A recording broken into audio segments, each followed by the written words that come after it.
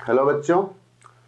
तो हम लोगों ने जो कैनेमेटिक्स का पार्ट था 1D का, velocity, acceleration, position, displacement, distance, तो ये सारा पार्ट हम लोगों का कंप्लीट हो चुका है। तो इस चैप्टर में एक बहुत इंपॉर्टेंट चीज है relative motion, relative velocity. Actually हम लोग जब पोजीशन डिफाइन करते हैं तो वो डिपेंड करती कि हमने क्या रेफरेंस पॉइंट लिया है, और पोजीशन का चेंज बताता है कि वेलोसिटी क्या है। तो अगर हम लोग अपना रेफरेंस पॉइंट चेंज कर दे या रेफरेंस पॉइंट खुद ही मूव करना स्टार्ट कर दे, सपोज मैं एक ऑब्जर्वर हूं और मैं एक ट्रेन पर बैठा हूं और ट्रेन रेस्ट पर है, तो कुछ चीजों का हमें मोशन दिखाई देगा, चल रही होंगी, लेकिन ट्रेन चलने लगेगी तो उसके चलने का फर्क उन पार्टिकल के मोशन पर पड़ेगा। तो यही है रिलेटिव वेलोसिटी। ऐसे पूरी दुनिया ही रिलेटिव है। मास निकालते हैं वो भी रिलेटिव है कि हमने एक रेफरेंस मान लिया और उसके करस्पॉन्डिंग बाकी सारे मासेस मेजर करें। तो ये पूरी दुनिया रिलेटिव है, एक तरीके से कुछ भी एब्सोल्यूट नहीं है। तो बिल्कुल उसी तरीके से वेलोसिटी भी रिलेटिव है। दूसरी बात, ये टॉपिक बहुत इंपॉर्टेंट है। अब जैसे मैंने बोला कॉन्सेप्ट काफी सिंपल होता है, तो बहुत स्टूडेंट्स क्या करने लगते हैं, उनको लगता है कि हर क्वेश्चन की एक ट्रिक निकाल लो। तो जाने कितने क्वेश्चंस बनते हैं, हर क्वेश्चन की एक ट्रिक निकालोगे तो जाने कितनी ट्रिक्स तैयार हो जाएंगे। तो ज्यादा अच्छा है कि एक बेसिक कॉन्सेप्ट पढ़ लो, तो बाकी सारे क्वेश्चन उसी कॉन्सेप्ट से अपने आप ही सॉल्व हो जाएंगे। तो रिलेटिव मोशन बहुत इंपॉर्टेंट है किसी भी एग्जाम के लिए। तो इस टॉपिक को हम लोग बहुत अच्छे से समझेंगे और कुछ डिफिकल्ट नहीं है, केवल थोड़ा सा समझना है। और अभी हम लोग जो डिस्कशन कर रहे हैं वो डिस्कशन 1 डायमेंशन में कर रहे हैं।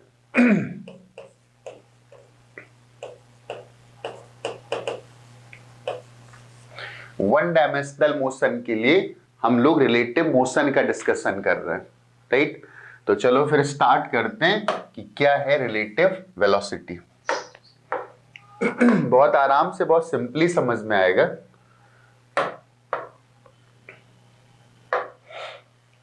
वन डी की बात है तो हम लोग मान लेते हैं कि ये कोई स्ट्रेट लाइन है, स्ट्रेट लाइन पाथ है और इस पर कोई ऑब्जेक्ट मूव कर रहा है।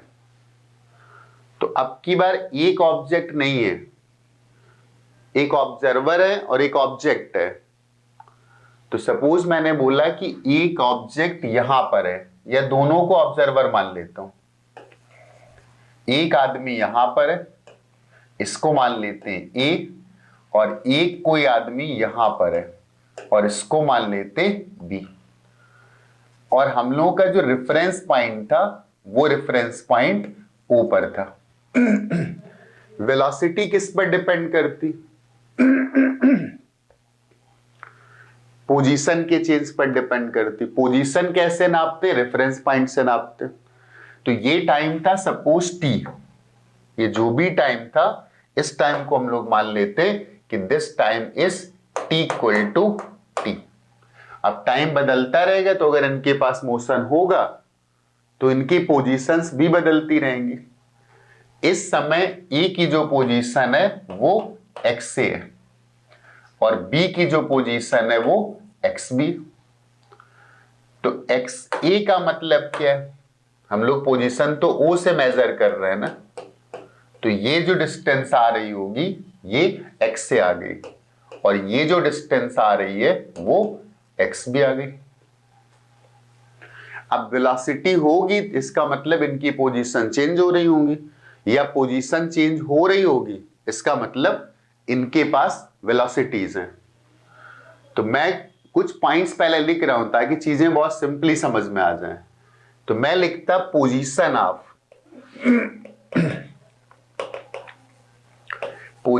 Of A with respect to B, या पहले इनकी पोजीशंस लिख देता हूं, टाइम टी लिख रहा हूं, position of A with respect to O. ये सिंपली पोजीशन ऑफ ए लिख देते हैं तो वो कितना आएगा? ए, एक्स से। ओ से मेजर करने पर ए की पोजीशन क्या है? एक्स ए, और बी की भी कैलकुलेट कर लेते हैं। तो position of B with respect to O is X B. O से मेजर करने पर ए की पोजीशन एक्स ए और बी की पोजीशन एक्स बी। अब मैं बोलता है कि position of A with respect to B, अगर मैं ए से बी से पूछता कि ए की क्या पोजीशन है, तो अब की बार हमारा रेफरेंस पॉइंट चेंज हो गया और वो यहां पर पहुंच गया, और इसको हम लोग लिख देते position of A with respect to B. अगर मैं ऐसे लिखता हूं तो ऐसे पढ़ा जाएगा, ए भी लिख देते हैं लोग, position of A with respect to B. तो अगर ये वाली पोजीशन हम लोग कैलकुलेट करते तो वो पोजीशन तो ये आ गई ना, position of A with respect to B. अब ये वैल्यू कितनी आ रही होगी, एक्स ए बी, ये वैल्यू आएगी X A minus X B. तो इसको हम लोग लिख सकते हैं कि this is X A minus X B. Actually X A क्या था, ए की पोजीशन थी ओ के रिस्पेक्ट में, position of A with respect to वो एक्स ए था, और एक्स बी क्या था, ये बी की पोजीशन थी ओ के रिस्पेक्ट में। तो हमें मिल गया position of A with respect to B is equal to position of A with respect to O minus position of B with respect to O. वैसे यहां पर एक बात हम लोग जनरलाइज कर सकते हैं, ए की पोजीशन अगर बी से निकालनी तो ए की पोजीशन ओ से निकालो और बी की पोजीशन ओ से सब्सट्रैक्ट कर दो। तो ये इन जनरल एक रूल आ गया कि अगर हम किसी सी के रिस्पेक्ट में डी की पोजीशन निकालना चाहते हैं तो डी की पोजीशन में सी की पोजीशन को सब्सट्रैक्ट कर दो, तो सी के रिस्पेक्ट में डी की पोजीशन आ जाएगी। क्या इतनी बात क्लियर होगी? तो position of A with respect to B is position of A with respect to O minus position of B with respect to O. जिसके रिस्पेक्ट में निकालनी है उसकी पोजीशन को सब्सट्रैक्ट कर देना। अब पोजीशन पर क्या डिपेंड करता है, वेलोसिटी डिपेंड करती। तो अगर पोजीशन पर वेलोसिटी डिपेंड करती है तो हम लोग इसको डिफरेंशिएट कर देते हैं। अगर डिफरेंशिएट करेंगे तो D D T of position of A with respect to B is equal to D D T of position of A with respect to O minus D D T of position of B with respect to O. Position को differentiate करेंगे तो क्या मिलता है, velocity मिलती। तो यहां से एक बात क्लियर हो गई कि जो रिलेशन हमारा पोजीशंस में गिवन था वो अब वेलोसिटीज में कन्वर्ट हो चुका है। तो इसको हम लोग लिख सकते हैं, ये ए की पोजीशन बी के रिस्पेक्ट में और उसको अगर टाइम के रिस्पेक्ट में डिफरेंशिएट कर रहे हैं तो ये हमको दे देगा velocity, velocity of A with respect to B is equal to velocity of A with respect to O minus velocity of B with respect to O. तो यहां से रिजल्ट आ गया कि velocity of A with respect to B is equal to velocity of A with respect to O minus velocity of B with respect to O. अगर हम लोग बोलते हैं कि ये तो पहले से मूव कर रहा होगा तो इसकी वेलोसिटी को मान लेते हैं वीबी, और जब वेलोसिटी वीबी लिखी है तो ऑब्वियस सी बात है कि ओ के रिस्पेक्ट में होगी, तो और ज्यादा क्लैरिफाई कर देते हैं वीबीओ। इसके पास भी कुछ वेलोसिटी रही होगी वीए और ये ओ के रिस्पेक्ट में थी। तो ये जो वीबीओ लिखा हुआ है VBO, this is velocity of B with respect to O, और जो ये वीएओ लिखा हुआ है this is velocity of A with respect to O. A के पास अपनी वेलोसिटी थी, बी के पास अपनी वेलोसिटी थी, लेकिन जब बी ने ए को ऑब्जर्व किया तो रिजल्ट क्या आ रहा है, वेलोसिटी ए की अगर बी बताता है कि बी की वेलोसिटी कितनी आएगी, तो वो आ रही velocity of A minus velocity of B.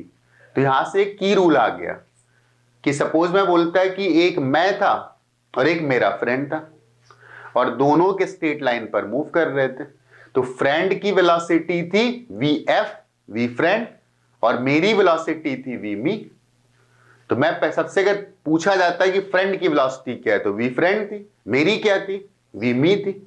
तो मैं बोलता मेरे रिस्पेक्ट में मेरे फ्रेंड की वेलोसिटी क्या है, तो वी फ्रेंड माइनस वी मी। अगर मैं अपने रिस्पेक्ट में फ्रेंड की वेलोसिटी बताता हूं तो अपनी वेलोसिटी को उसकी वेलोसिटी में सबस्ट्रैक्ट कर दूंगा। तो जैसे मैंने बताया ए की वेलोसिटी है वी ए और बी की वेलोसिटी है वी बी, और पूछा जाता है कि ए की वेलोसिटी बी के रिस्पेक्ट में कितनी है, तो ए की वेलोसिटी में बी की वेलोसिटी को सबस्ट्रैक्ट कर दो, तो ये हमें मिल जाएगा velocity of A with respect to B. यही बात हम लोग इन जनरल भी पढ़ेंगे जब in general 2D motion solve करेंगे। फिलहाल तो हम लोग केवल स्ट्रेट लाइन का मोशन पढ़ रहे हैं, बट इन जनरल ये बात तब भी एप्लीकेबल होगी क्योंकि तब वहां पर वेक्टर लिखूंगा तो ये इन जनरल वेक्टर्स आ रहे होंगे, और इन जनरल अगर इनको डिफरेंशिएट करेंगे तो वो कन्वर्ट हो जाएंगे वेलोसिटी में। तो क्या इतनी बात समझ में आ गई? अब ऐसे बोलता है कि मैंने बोला कि स्ट्रेट लाइन पर मैं मूव कर रहा हूं, मेरा फ्रेंड मूव कर रहा है, तो velocity of my friend with respect to me is equal to velocity of my friend with respect to ground या ओरिजिन या ओ, और माइनस वेलोसिटी ऑफ मी। अगर मैं अपने रिस्पेक्ट में अपने फ्रेंड की वेलोसिटी बताना चाहता हूं तो फ्रेंड की वेलोसिटी में अपनी वेलोसिटी को सबस्ट्रैक्ट कर दूंगा। बहुत सिंपल सा रूल आ गया। रिस्पेक्ट में वेलोसिटी बतानी है, उसकी वेलोसिटी को सबस्ट्रैक्ट कर देना। वेलोसिटी साइन के साथ होगी क्योंकि वेलोसिटी एक वेक्टर क्वांटिटी है। राइट साइड पर चल रहा होगा तो वेलोसिटी पॉजिटिव है, लेफ्ट साइड पर चल रहा होगा तो वेलोसिटी नेगेटिव है। तो हमें साइन का खास ख्याल रखना है। अब ये बात मैंने करी थी बी के रिस्पेक्ट में ए की, अगर उल्टा काम करना शुरू कर देता तो कुछ फर्क नहीं पड़ता। अगर ए के रिस्पेक्ट में बी की बात करता तो ये पहले आ जाता, ये बाद में आ जाता, राइट। तो अब इन जनरल हम लोग इसको रट लेते हैं कि कैसे क्वेश्चंस में हमें इस फॉर्मूले का यूज करना है। हम लोगों के पास एक ऑब्जेक्ट था मान लेता हूं एक था बाइकर, एक आदमी बाइक चला रहा था, और एक था साइकिलिस्ट,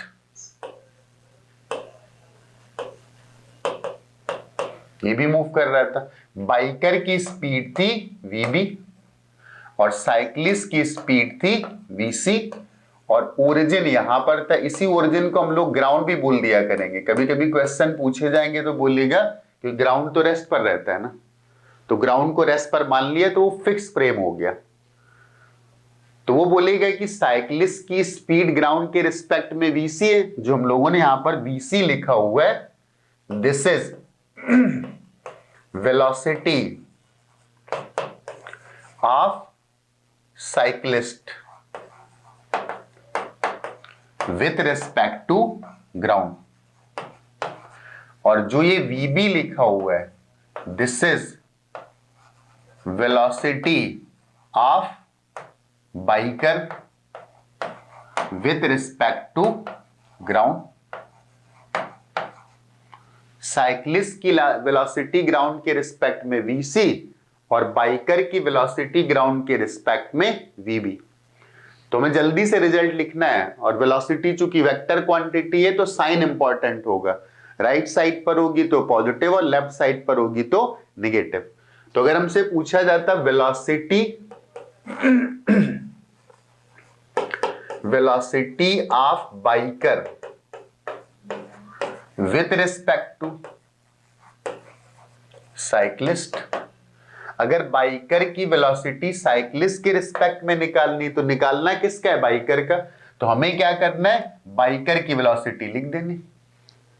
और जिसके रिस्पेक्ट में निकालनी उसको सब्सट्रैक्ट कर देना है। तो किसके रिस्पेक्ट में निकालनी? साइक्लिस्ट के रिस्पेक्ट में, तो साइक्लिस्ट की वेलोसिटी को सब्सट्रैक्ट कर देते हैं। तो this is velocity of biker with respect to cyclist. अगर मैं बोलता velocity of cyclist with respect to biker, तो साइक्लिस्ट की वेलोसिटी बतानी तो साइक्लिस्ट की वेलोसिटी लिख दो, और किसके रिस्पेक्ट में बतानी थी? बाइकर के रिस्पेक्ट में, तो जिसके रिस्पेक्ट में बतानी है उसकी वेलोसिटी को सब्सट्रैक्ट कर दो। तो ये हमारे पास एक की रूल आ गया कि रिलेटिव वेलोसिटी के केसेस 1D में इस तरीके से डील करने, राइट। अब इसके पहले तो हम लोग कुछ एग्जांपल्स पढ़ लेते हैं। हम लोग यहां पर न्यूमेरिकल वैल्यू दे के देखते हैं कि कैसे चीजें सॉल्व होती है। डायरेक्ट भी आंसर कर दिया करेंगे। सपोज ये रोड है और यहां पर एक ही कोई ऑब्जेक्ट है, कुछ भी हो सकता है, साइकिल हो सकती, बाइक हो सकती, ब्लॉक हो सकता है, कार हो सकती है, और ये मूव कर रही है 50 किलोमीटर पर आवर। मान लेता हूं कार है ये, और ये कार 50 किलोमीटर पर आवर की स्पीड से राइट साइड पर मूव कर रही है, और एक पीछे भी कार थी यहां पर, और ये कार जा रही थी कुछ मान लेता हूं 70 किलोमीटर पर आवर। तो ये कार 1 मान लेता हूं और ये कार 2 मान लेता हूं। तो मैं तुमसे बोलता है कि ये सारी वेलोसिटी किसके रिस्पेक्ट में दी गई? जब कुछ नहीं बोला इसका मतलब ये वेलोसिटी उसने ग्राउंड के रिस्पेक्ट में दी है। तो इस 70 किलोमीटर पर आवर का मतलब है कि this is velocity of car 2 with respect to ground. अब बार बार मैं लिख नहीं रहा हूं, सिंबल का मतलब समझ में आ रहा होगा। Velocity of car 2 with respect to ground, और राइट साइड पर है तो क्या लिखना चाहिए था? प्लस। ये 1 कार की वेलोसिटी थी, वेलोसिटी ऑफ कार 1, लेकिन किसके रिस्पेक्ट में? ग्राउंड के रिस्पेक्ट में। अब कुछ चीजें मैं तुमसे और पूछ रहा हूं कि अगर कोई ऑब्जर्वर कार 1 पर बैठा है, इस पर कोई ऑब्जर्वर बैठा है और वो कार 2 को देख रहा है, तो कार उसे उसकी तरफ आती दिखाई देगी या दूर? पीछे वाली कार चल रही है तेज और आगे वाली कार चल रही है धीरे। इसका मतलब ये किसी टाइम में कम चलेगी और ये किसी टाइम में ज्यादा चल जाएगी, तो इनके बीच में अप्रोच होगा। तो एक बात यहां पर क्लियर है कि इन दोनों कार के बीच में अप्रोच होगा, मतलब दोनों कार एक दूसरे के नजदीक आ रही होंगी। तो जो ऑब्जर्वर 1 पर बैठा होगा वो बोलेगा कि कार 2 उसकी तरफ आ रही। अब बात करते कार 2 पर जो ऑब्जर्वर बैठा है वो अगर कार 1 को देखता है तो ये क्या बोलेगा? जो ऑब्जर्वर कार 2 पर, तो ये बात हम लोगों को क्लियर हो गई कि अगर एक ऑब्जेक्ट ए और दूसरा ऑब्जेक्ट बी है, ए की वेलोसिटी va और बी की वेलोसिटी vb है ग्राउंड के रिस्पेक्ट में, तो अगर हम बी के रिस्पेक्ट में ए की वेलोसिटी निकालेंगे तो velocity of A minus velocity of B, और अगर बी की वेलोसिटी ए के रिस्पेक्ट में निकालेंगे तो velocity of B minus velocity of A. तो इसके कुछ एग्जांपल्स देख लेते हैं। सपोज एक स्ट्रेट लाइन पर, ये कोई स्ट्रेट लाइन है और जो हम लोगों का रेफरेंस पॉइंट था वो O था। यहां पर 2 ऑब्जर्वर हैं, एक ऑब्जर्वर ये और दूसरा ऑब्जर्वर ये। इसको हम लोग मान लेते हैं A और इसको मान लेते हैं B। ये दोनों मूव कर रहे हैं, और पहला केस मान लेता हूं या एग्जाम्पल ले लेता हूं, कार मूव कर रहे हैं, एक हाईवे है और वहां पर 2 कार हैं और वो एक ही डायरेक्शन में मूव कर रहे हैं। तो ये कार 1 है और ये कार 2 है। पहला केस जो हम लोग ले रहे हैं उसमें दोनों कार राइट साइड पर मूव कर रहे हैं, तो velocity of car 1 with respect to ground वो दिया गया है सपोज 100 किलोमीटर पर आवर, और जो velocity of car 2 with respect to ground है इसको मान लेते हैं कि this is 80 kilometre per hour. इनकी अपनी कुछ पोजीशंस भी हैं, राइट? तो ये ओरिजिन था और इसको मान लेते हैं कि this is X axis. Velocity of car 1 with respect to ground is 100 kilometre per hour, velocity of car 2 with respect to ground is 80 kilometre per hour. Both cars are moving in positive X direction, और इसीलिए दोनों car की जो velocity है वो positive आ गई। तो मैं तुमसे पहले बोलूंगा कि पहले इस प्रॉब्लम को दिमाग में बसाओ, सीन क्लियर होना चाहिए क्या हो रहा है। कौन सी कार तेज चल रही, आगे वाली या पीछे वाली? पीछे वाली। तो ये तो हमारा डेली ऑब्जर्वेशन है कि पीछे वाली कार अगर तेज चलेगी तो वो आगे वाले को ओवरटेक भी कर जाएगी। इसका मतलब पहले इन दोनों के बीच में अप्रोच हो रहा होगा, फिर एक ही जगह पहुंचेंगे और फिर तेज वाली आगे निकल जाएगी और वो आगे निकलती चली जाएगी। मतलब पहले अप्रोच होगा और फिर सेपरेशन होगा। तो पहले क्या होगा? अप्रोच होगा एंड देन सेपरेशन स्टार्ट होगा। पहले अप्रोच होगा फिर सेपरेशन स्टार्ट होगा। अब हम बोलते हैं कि एक ऑब्जर्वर यहां पर बैठा है 1 पर और एक दूसरा आदमी कार 2 पर बैठा है। मान लो कार 1 वाला आदमी कार 2 को देखता तो क्या बोलता? ये तेज चल रही वो धीरे चल रही, तो इसको लगता है कि मैं कार 2 की तरफ जा रहा हूं। जैसे मैं तो वो सोचे, मैं तो वो हमेशा अपने रिस्पेक्ट में तो कोई भी ऑब्जेक्ट हमेशा रेस्ट पर रहता है, तो अगर वो खुद के बारे में सोचेगा तो बोलेगा मैं तो रेस्ट पर हूं। कोई आदमी अगर हम खुद भी चल रहे हैं और अपने फ्रेम में बात कर रहे हैं तो हमेशा रेस्ट पर रहते हैं, लेकिन जब ये कार 2 को देखेगा तो बोलेगा कि ये तो पास आ रही है, क्योंकि डिस्टेंस इसका कम हो रहा होगा। तो कार 2 की वेलोसिटी 1 के रिस्पेक्ट में पीछे दिखाई देगी, मतलब निगेटिव होगी। लेकिन कार 2 पर जो बैठे हैं 1 को देखेगा तो क्या सोचेगा? वो तो बोलेगा मेरी तरफ आ रही, मतलब राइट साइड पर। तो कार 2 पर बैठे ऑब्जर्वर को कार 1 की वेलोसिटी पॉजिटिव दिखाई देगी। ऐसे कोई बहुत डिफिकल्ट बातें नहीं, हम लोगों ने एक सिंपल फॉर्मूला निकाला था, यूज कर लेते। अगर हमसे पूछा जाता है velocity of car 2 with respect to car 1 बताओ, कार 1 पर बैठे ऑब्जर्वर के रिस्पेक्ट में कार 2 की वेलोसिटी बतानी, तो हमें पता था क्या रूल था? रूल था जिसकी वेलोसिटी बतानी पहले उसकी लिख लो, तो वो तो थी +80। 2 की बतानी तो 2 का लिख लिया, और इसमें जिसके रिस्पेक्ट में बतानी उसकी सबस्ट्रैक्ट कर दो। तो किसके रिस्पेक्ट में बतानी? 1 के रिस्पेक्ट में, तो इसको हम लोग सबस्ट्रैक्ट कर देते हैं। तो ये कितना आ गया? -20 किलोमीटर पर आवर आ गया। निगेटिव कार 2 की वेलोसिटी 1 के रिस्पेक्ट में, मतलब 1 पर बैठा ऑब्जर्वर कार 2 को देखेगा पीछे आ रहा है इसलिए निगेटिव आ रहा है। एक बात और क्लियर हो गई कि पैरेलल अगर चीजें चलती हैं तो रिलेटिव वेलोसिटी कम हो जाती है, उनके डिफरेंस के बराबर आती। एक 100 थी और दूसरा 80 था, तो उनका डिफरेंस आ गया 20। अगर बोला जाता velocity of car 1 with respect to car 2, किसकी बतानी? 1 की, तो 1 की लिखो पहले, कितनी है? +100। और किसके रिस्पेक्ट में बतानी? 2 के रिस्पेक्ट में, तो 2 वाले की सबट्रैक्ट कर दो। तो -2 की वेलोसिटी कितनी थी? +80 थी, तो ये कितना आ गया? +20 आ गया। +20 किलोमीटर पर आवर। वो तो हम सीधे बोल सकते थे, अगर V21 -20 है तो V12 +20 आएगा।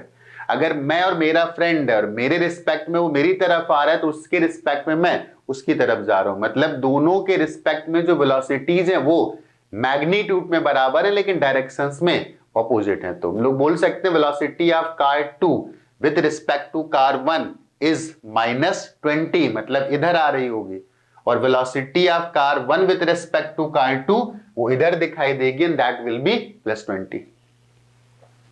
ये केस मैंने लिया जहां पर दोनों एक डायरेक्शन में मूव कर रहे, तो पीछे वाली कार तेज चल रही थी, आगे वाली स्लो, तो ओवरटेक होगा, पहले अप्रोच होगा फिर सेपरेशन होगा। लेकिन पूरे प्रोसेस में दोनों की वेलोसिटी नहीं बदल रही है, तो रिलेटिव वेलोसिटी पर कोई फर्क नहीं पड़ेगा। अप्रोच के जो अप्रोच हो रहा होगा तब भी रिलेटिव वेलोसिटी वही आ रही होंगी, और जब सेपरेशन शुरू हो जाएगा तब भी रिलेटिव वेलोसिटी वही आ रही होंगी। अब यहां पर एनसीईआरटी में कुछ ग्राफ्स दिए गए हैं, जब कांस्टेंट वेलोसिटी से मूव करते तो उनका डिस्कशन यहां पर इंपॉर्टेंट है, वो भी देख लेते हैं। अगर हम इन दोनों कार का पोजीशन टाइम कर्व बनाए, अगर दोनों कार का पोजीशन टाइम कर्व बनाते हैं तो क्या होता है, ध्यान से सुनना। कार 1 इस डिस्टेंस पर थी टाइम टी को, और कार 2 इस डिस्टेंस पर। कुछ मान लेते हैं इसको, सपोज मान लेते हैं कुछ x से है, x1 और ये x2 है, तो कार 1 x1 पर है और कार 2 x2 पर है। मतलब कार 1 पास में है, तो पोजीशन अगर हम लोग कार 1 की देखेंगे तो वो कुछ यहां पर आ रही है, और कार 2 की जो पोजीशन है वो यहां पर आ रही है। ये 1 की पोजीशन है और ये 2 की पोजीशन है। Is that okay? अब दोनों की वेलोसिटी है कांस्टेंट, तो वेलोसिटी जब कांस्टेंट होती है तो एक्सटी कर्व कैसा आता है, स्ट्रेट लाइन होता है, याद है पिछले लेक्चर्स में। अब दोनों की वेलोसिटी पॉजिटिव भी, क्योंकि दोनों राइट साइड पर मूव कर रहे हैं, इसका मतलब उस स्ट्रेट लाइन का जो स्लोप होगा वो कैसा होगा, पॉजिटिव होगा। जिसकी वेलोसिटी ज्यादा होगी उसका स्लोप ज्यादा होगा, जिसकी वेलोसिटी कम होगी उसका स्लोप कम होगा। तो वेलोसिटी 1 की ज्यादा है तो 1 वाले का स्लोप ज्यादा आएगा एक्सटी कर्व का, और 2 वाले की वेलोसिटी कम है तो 2 वाले एक्सटी कर्व का स्लोप कम आएगा। तो अगर हम 1 वाला ड्रॉ करते हैं तो 1 वाले का स्लोप, अगर 1 वाले का स्लोप बनाते तो 1 वाला स्लोप सपोज ऐसे आ गया। ये कार 1 का वेलोसिटी एक्सटी कर्व है, और कार 1 की वेलोसिटी थी 100, तो इसका स्लोप आएगा 100। लेकिन कार 2 की जो वेलोसिटी है वो तो 80 थी, तो उसका स्लोप कम आएगा। तो थोड़ा सा स्लोप कम करेंगे तो एंगल घटा देंगे, और एंगल घटाएंगे तो ये ऐसे आएगा। Got it? पहली सेपरेशन ये था जब स्टार्ट हुआ था, फिर जैसे जैसे टाइम बीतता चला गया तो सेपरेशन घटता चला गया, मतलब अप्रोच हो रहा है, और फिर दोनों कार एक ही जगह पहुंच गई जाकर के, मतलब सेम एक्स दोनों के लिए कुछ टाइम बाद। और इसके बाद तेज चलने वाली कार आगे निकल गई, तो अब तेज चल रही थी 1 वाली, तो अब इनके बीच में जो एक्स जो सेपरेशन आ रहा होगा वो सेपरेशन इंक्रीज करता चला जाएगा, और हमेशा हमेशा के लिए इंक्रीज करता रहेगा। तो अगर हमसे पूछा जाता है कि इस ग्राफ में वो टाइम बताओ कि जब ये दोनों कार जिस समय एक दूसरे को ओवरटेक कर रही होंगी, तो जब एक कार दूसरे को ओवरटेक कर रही होगी तो ओवरटेक करने के टाइम पर दोनों एक ही जगह पर होंगे, मतलब एक टाइम पर दोनों का एक्स कोऑर्डिनेट सेम आएगा, और दोनों का एक्स कोऑर्डिनेट यहीं पर सेम आ रहा है, तो ये वो टाइम आ रहा होगा जिस टाइम पर दोनों कार रोड पर एक ही जगह पर होंगी, मतलब वो जस्ट ओवरटेक करने वाली। तो इस केस में क्या होता है, पहले अप्रोच होता है और फिर सेपरेशन स्टार्ट होता है। तो ये बात क्लियरली समझ में आ गई होगी, राइट? तो अभी मैंने जो एग्जांपल लिया था वो एग्जांपल लिया था कि पीछे वाली कार तेज चल रही, आगे वाले स्लो चल रहे, और दोनों एक डायरेक्शन में चल रहे हैं। हम लोग कौन कौन से एग्जाम्पल सॉल्व करेंगे, एक एग्जाम्पल सॉल्व करेंगे दोनों एक डायरेक्शन में चल रही लेकिन आगे वाली तेज चल रही, पीछे वाली स्लो चल रही। फिर अगला एग्जाम्पल सॉल्व करेंगे कि दोनों एक डायरेक्शन में चल रहे और दोनों एक ही वेलोसिटी से जा रहे। फिर अगला केस सॉल्व करेंगे कि दोनों एक दूसरे की तरफ चल रहे। Is that okay, right? तो अब अगले केस पर आते हैं, बिल्कुल यही सिमिलर केस मान लेते हैं और पीछे वाले की स्पीड को कर देते हैं कम।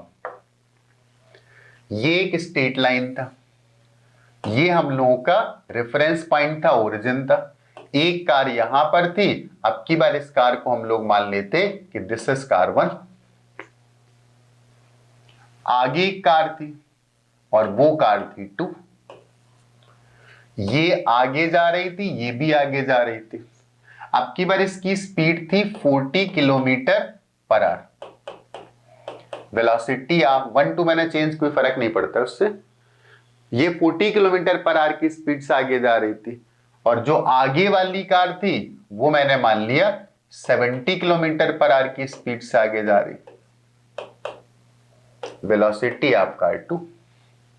एक बात तो समझ में आ गया, पीछे वाली कार आगे वाली को पकड़ नहीं पाएगी क्योंकि वो धीरे धीरे चल रही और आगे वाली तेज चल रही। आगे हम लोग रिलेटिव मोशन के और अच्छे एग्जांपल सॉल्व करेंगे जहां पर एक्सेलरेशन भी होगा, तो काफी इंटरेस्टिंग चीजें आ रही होंगी। तो एक्चुअली सही से लिखता है, this is velocity of car 1 with respect to ground and this is velocity of car 2 with respect to ground. मैं तुमसे पूछता, इस केस में क्या होगा, अप्रोच होगा कि सेपरेशन होगा? आगे वाली तेज चल रही, पीछे धीरे चल रही, दोनों पैरेलल चल रहे हैं, इसका मतलब सेपरेशन ही होता चला जाएगा। Is that okay? तो इस केस में ओनली सेपरेशन, अप्रोच नहीं होगा। अगर हमसे पूछा जाता है what is velocity of car 2 with respect to car 1, तो किसकी वेलोसिटी बतानी? 2 की, तो 2 की वेलोसिटी लिख लो। किसके रिस्पेक्ट में बतानी? 1 के, तो 1 की वेलोसिटी को सब्सट्रैक्ट कर दो। 2 की वेलोसिटी कितनी थी? +70 थी, और 1 की वेलोसिटी कितनी थी? 1 की वेलोसिटी थी 40, तो सब्सट्रैक्ट कर दो, तो ये कितना आ गया? 30 kilometre per hour. Velocity of car 2 with respect to 1 is 30 kilometre. 1 पर बैठा ऑब्जर्वर कार 2 को देखे तो बोलेगा 30 से जा रही हूं, किधर जा रही? आगे जा रही, पॉजिटिव आ रहा है। अगर हम बोलता velocity of car 1 with respect to 2, velocity of car 1 with respect to 2, तो किसकी निकालनी? 1 की, तो 1 की वेलोसिटी लिख लो। और किसके रिस्पेक्ट में निकालनी? 2 के, तो उसकी सब्सट्रैक्ट कर दो। तो 1 की वेलोसिटी कितनी थी? 1 की वेलोसिटी थी 40 माइनस, और 2 की वेलोसिटी थी 70 +70, तो ये कितना आ गया? -30 किलोमीटर पर आवर। जब दोनों पैरेलल चलते हैं तो एक बात क्लियर हो गई कि उन वेलोसिटीज का डिफरेंस कर दो, वही रिलेटिव वेलोसिटी है कि बाकी डायरेक्शंस अपने निकाल लो। ये मैं पहले बोल सकता था कि v21 is equal to -v12। v21 और v1 मैग्नीट्यूड में बराबर होंगे, डायरेक्शंस में अपोजिट। कार 1 को कार 2 आगे जाती दिखाई देगी, और कार 2 पर बैठे ऑब्जर्वर को कार 1 पीछे जाती दिखाई देगी, क्योंकि सेपरेशन हो रहा है, वो पीछे छूटता चला जाए। ग्राउंड राउंड कोई देख नहीं रहा है, ऑब्जर्वर जहां पर बैठा है वो उसे रेस्ट पर दिखेगा, बाकी कार को देख रहा है तो वो अपने रिस्पेक्ट में बता रहा होगा। तो ये तो हो गया, दोनों पैरेलल चल रहे थे, पीछे वाला स्लो चल रहा था, आगे वाला तेज चल रहा था। अब देखते हैं कि इसका एक्सटी कर्व बनाते हैं। अगर दोनों का एक्सटी कर्व एक ही उस पर बनाते हैं, ये टाइम एक्सेस है और ये पोजीशन एक्सेस है। अब एक्स नेगेटिव भी हो सकते हैं, वो तुम बना सकते हो कि यहां मान लो ओरिजिन आगे मान लो, या बीच में ओरिजिन मान लो। तो कार 1 यहां पर थी, इसको मान लेते हैं कि ये एक्स से था, this is x1 and this is x2। x2 ज्यादा था, तो कार 1 यहां पर थी, ये कार 1 थी t=0 पर, और कार 2 x2 डिस्टेंस पर थी, तो कार 2 यहां पर थी t=0 पर। ये मोशन हम लोगों ने t जब से ऑब्जर्व करना शुरू किया था तो वो टाइम था t=0। कार 1 और कार 2 दोनों क्या राइट साइड पर जा रही? यस। तो क्या दोनों की वेलोसिटी पॉजिटिव है? यस।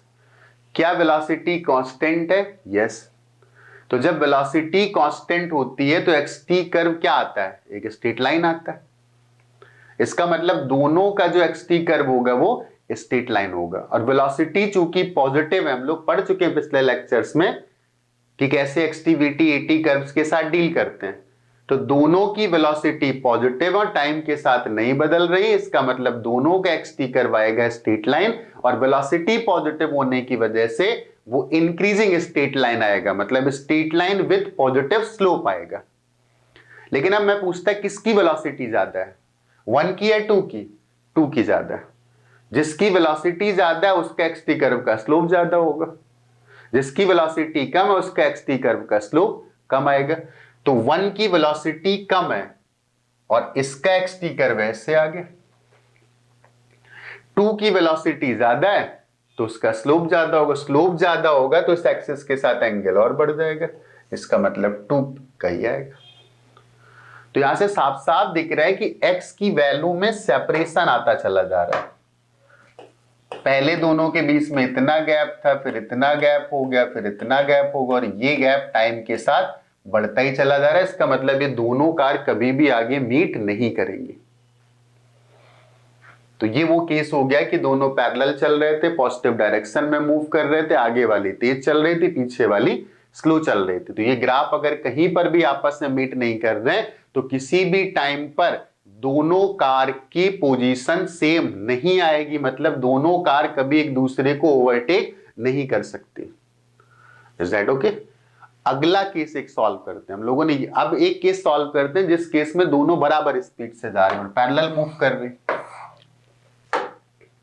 तो सपोज ये एक स्ट्रेट लाइन पाथ था, यहां पर हम लोगों ने ओरिजिन ले लिया, एक कार यहां पर थी, कार 1, और एक कार यहां पर थी एंड दिस इज कार 2, और ये आगे जा रही थी, ये भी आगे जा रही थी। Velocity of car 1 with respect to ground, इसको मान लिया 60 किलोमीटर पर आवर, और velocity of car 2 with respect to ground, इसको भी मान लिया 60 किलोमीटर पर आवर। दोनों बराबर स्पीड से चल रहे हैं, दोनों अब की बार बराबर स्पीड से चल रहे हैं। ये वाला डिस्टेंस था x2 और ये वाला डिस्टेंस था x1। तो x1 अब की बार निगेटिव है, दिख रहा है साफ साफ, x1 निगेटिव है।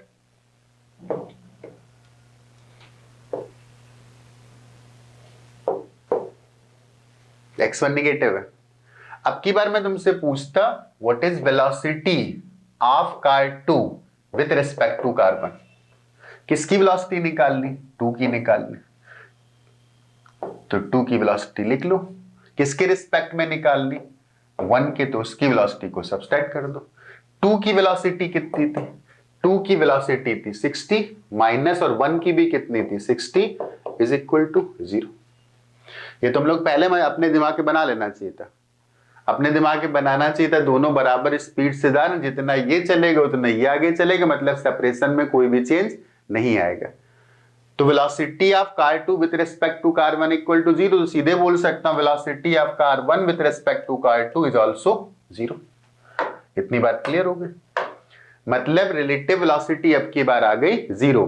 एक कार पर बैठे ऑब्जर्वर को दूसरी कार रेस्ट पर दिखाई देगी, मतलब दूसरी कार 2 पर बैठे ऑब्जर्वर को कार 1 रेस्ट पर दिखेगी, और कार 1 पर बैठे ऑब्जर्वर को कार 2 रेस्ट पर दिखेगी। अब इसका बनाते हैं हम लोग एक्सटी कर्व। दोनों कार का एक्सटी, क्या इनके बीच का सेपरेशन बदलेगा? नहीं बदलेगा। दो ऑब्जेक्ट हैं, दोनों बराबर स्पीड से चल रहे हैं ऐसे, तो इनके बीच का सेपरेशन नहीं चेंज होगा, मतलब ये कभी मिल नहीं पाएंगे। क्या दोनों की वेलोसिटी पॉजिटिव थी? यस। तो क्या दोनों का एक्सटी कर्व का स्लोप भी पॉजिटिव आएगा? यस आएगा। क्या दोनों की वेलोसिटी कांस्टेंट थी? यस। इसका मतलब क्या एक्सटी कर्व दोनों के लिए स्ट्रेट लाइन आएगा, मतलब दोनों का एक्सटी कर्व पॉजिटिव स्लोप की स्ट्रेट लाइन आएगी और दोनों का स्लोप बराबर होगा, मतलब दोनों लाइन पैरेलल होंगी। Initially car 1 negative x coordinate पर थी, यहां पर थी, और कार 2 पॉजिटिव एक्स कोऑर्डिनेट पर थी। दोनों राइट साइड पर मूव कर रहे थे, दोनों का एक्सटी कर्व का स्लोप सेम आएगा। तो ये एक्स एक्सिस है और ये टाइम एक्सिस है, तो इनके बीच का जो सेपरेशन है वो चेंज होना ही नहीं है। जो सेपरेशन पहले था वही सेपरेशन हमेशा रहेगा, उस सेपरेशन में कोई भी चेंज नहीं आएगा। इसका मतलब है दोनों कार कभी भी एक दूसरे से मीट नहीं कर पाएंगी और उनके बीच में ना तो अप्रोच होगा ना सेपरेशन होगा, उनके बीच का गैप फिक्स रहेगा, और फिक्स गैप रहते हुए दोनों मूव करती रहेंगी और एक के रिस्पेक्ट में दूसरे की वेलोसिटी 0 आती रहेगी। 3 केसेस हो गए, पहले अप्रोच, फिर सेपरेशन और विदाउट सेपरेशन विदाउट अप्रोच। एक और इंपॉर्टेंट केस बचता है। इन तीनों केस में एक खास बात थी कि इनके डिफरेंस के बराबर वेलोसिटी आ गई थी रिलेटिव। अगर 100 150 होता, 100 150 होता तो 50 का डिफरेंस आता, 100 10 100 होता तो 10 का आता, 10 20 होता तो 10 का आता, 50 40 होता तो 10 का आता, 90 70 होता तो 20 का आता। बाकी डायरेक्शन हम लोग निकाल सकते हैं। अब बात करते हैं कि अगर ऑपोजिट मूव करती तो क्या होता है। ये एक रोड है, एक कार यहां पर है और दूसरी कार यहां पर है। इसको कार 1 मान लेते हैं और इसको कार 2 मान लेते हैं और ओरिजिन यहां पर मान लेते हैं और this is our positive X direction. अब की बार ये वाली कार ऐसे जा रही, इसकी वेलोसिटी ग्राउंड के रिस्पेक्ट में कुछ मान लेते हैं कि this is something 70 kilometre per our, right side पर मूव कर रही तो प्लस है और ये आ रही पीछे की तरफ। तो velocity of car 2 with respect to ground मान लेते हैं माइनस, पीछे की तरफ आ रही तो मैंने नेगेटिव लिख दिया। अब की बार दोनों कार एक दूसरे के ऑपोजिट मूव कर रही है, तो एक बात तो समझ में आ रही, ये ऐसे चल रही, ये ऐसे चल रही, तो इसकी वजह से भी गैप घट रहा है और इसकी वजह से गैप घट रहा है, मतलब गैप बड़ी तेजी से घटेगा। तो यहां पर काफी अच्छी खासी रिलेटिव वेलोसिटी आएगी। चलो निकालते हैं। Velocity of car 2 with respect to car 1, किसकी निकालनी थी? 2 की। तो velocity of 2 with respect to ground किसके रिस्पेक्ट में निकालनी थी? 1 के, तो 1 वाली सब्सट्रैक्ट कर दो। तो 2 की वेलोसिटी थी कितनी? 2 की वेलोसिटी थी -30 और -1 की वेलोसिटी कितनी थी? 70। तो ये कितना आ गया? -100 किलोमीटर पर आवर। मतलब 1 पर बैठे ऑब्जर्वर को कार 2 निगेटिव मतलब पीछे दिखाई देगी और कितनी स्पीड से दिखाई देगी? 100 से। तो जो ऑब्जर्वर 1 पर बैठा होगा बोल रहा होगा ये कार तो बड़ी तेजी से मेरी तरफ आती चली जा रही। और वैसे भी नोटिस करना, रोड में जब ऐसे क्रॉस करते ना तो कब क्रॉसिंग हो जाती पता नहीं चलता, इतनी तेज स्पीड होती। लेकिन जब ओवरटेक करते हैं तो बड़े आराम से होती, क्योंकि वहां डिफरेंस आता है और यहां पर सम आ जाता है वेलोसिटीज का, स्पीड्स का सम आ जाता है। तो अगर मैं बोलता velocity of 1 with respect to 2 तो वही लिखेंगे, 1 की वेलोसिटी निकालनी वो लिखो, 2 के रिस्पेक्ट में निकालनी उसकी सब्सट्रैक्ट कर दो। 1 की वेलोसिटी थी 70 माइनस और 2 की वेलोसिटी थी -30, तो this is equal to +100। Directly भी लिख सकते थे कि कार 1 की वेलोसिटी कार 2 के रिस्पेक्ट में, तो कार 2 पर बैठा ऑब्जर्वर बोलेगा कार 1 उसकी तरफ आ रही, मतलब कार 1 राइट साइड पर मूव कर रही। राइट साइड की डायरेक्शन कैसी थी? पॉजिटिव थी। तो एक बात समझ में आ गई, अगर दो कार एक दूसरे को अपोजिट मूव कर रहे हैं तो उनकी रिलेटिव स्पीड के लिए उनकी स्पीड ऐड हो जाती है, और अगर पैरेलल मूव करती तो स्पीड का डिफरेंस कर दो, रिलेटिव स्पीड आ जाएगी। अब यहां पर हम लोग बनाते हैं एक्सटी कर्व, दोनों कार का एक्सटी कर्व। मेरा पहला क्वेश्चन है कि क्या कार दोनों मीट करेंगे? ऑब्वियस सी बात है मीट करेंगे, पहले अप्रोच हो रहा है एक साथ आएंगी और फिर क्रॉस कर जाएंगे, तो एक बार तो मीट करेंगे, मतलब दो कर्व एक दूसरे को कट करेंगे। अब की बार कार 1 किधर है? ओरिजिन के पीछे, और ओरिजिन के पीछे मतलब उसका एक्स कोऑर्डिनेट नेगेटिव। तो कार 1 यहां पर है, कार 2 ओरिजिन के आगे, मतलब कार 2 यहां पर इस जगह पर। कार 1 का एक्सटी कर्व बनाते हैं। कार 1 की वेलोसिटी क्या कांस्टेंट है? यस। कांस्टेंट वेलोसिटी का मतलब एक्सटी कर्व जो आएगा वो स्ट्रेट लाइन आएगा। कार 1 की वेलोसिटी क्या पॉजिटिव भी है? यस। तो क्या कार 1 की वेलोसिटी का जो एक्सटी कर्व, कार 1 का जो एक्सटी कर्व आएगा उसका स्लोप पॉजिटिव होगा? यस। तो पॉजिटिव स्लोप की एक लाइन, ये कार 1 का एक्सटी कर्व हो गया। कार 2 पर आते हैं। कार 2 की वेलोसिटी क्या कांस्टेंट है? यस। एक्सेलरेशन नहीं इन केसेस में। तो कार 2 की वेलोसिटी अगर कांस्टेंट है, इसका सिंपल सा मतलब है कि एक्सटी कर्व कार 2 का भी स्ट्रेट लाइन ही आएगा। लेकिन क्या वेलोसिटी नेगेटिव है? यस। तो अगर वेलोसिटी नेगेटिव है तो एक्सटी कर्व का स्लोप भी नेगेटिव आएगा, और नेगेटिव स्लोप की स्ट्रेट लाइन वो ऐसे आ रही होगी। तो कार 2 की इनिशियल पोजीशन तो यहां पर थी और स्लोप नेगेटिव आएगा, इसका मतलब ये ऐसे आएगा। क्या कार 1 और कार 2 कभी मिलेंगी? यस। एक ऐसा टाइम आएगा टी नॉट जब दोनों कार का एक्स कोऑर्डिनेट सेम, मतलब दोनों की पोजीशन सेम। तो पहले तो इनके बीच में पहले गैप ज्यादा था, तो पहले अप्रोच हो रहा है, ये देखो इनके बीच में अप्रोच हो रहा है, फिर दोनों जब क्रॉस करेंगी तो एक ही जगह पर होंगे। और इसके बाद क्या होगा? इसके बाद इनके बीच का गैप बढ़ने लगेगा, तो इसके बाद सेपरेशन, मतलब एक टाइम पर जब क्रॉस कर रहे होंगे तब एक ही टाइम पर दोनों कार की पोजीशन सेम होगी। तो ये तो केस हो गया ऑपोजिट डायरेक्शन में जो ऑब्जेक्ट मूव करते हैं तो उनकी रिलेटिव वेलोसिटी के साथ कैसे डील करते हैं। कितनी बात क्लियर हो गई, राइट?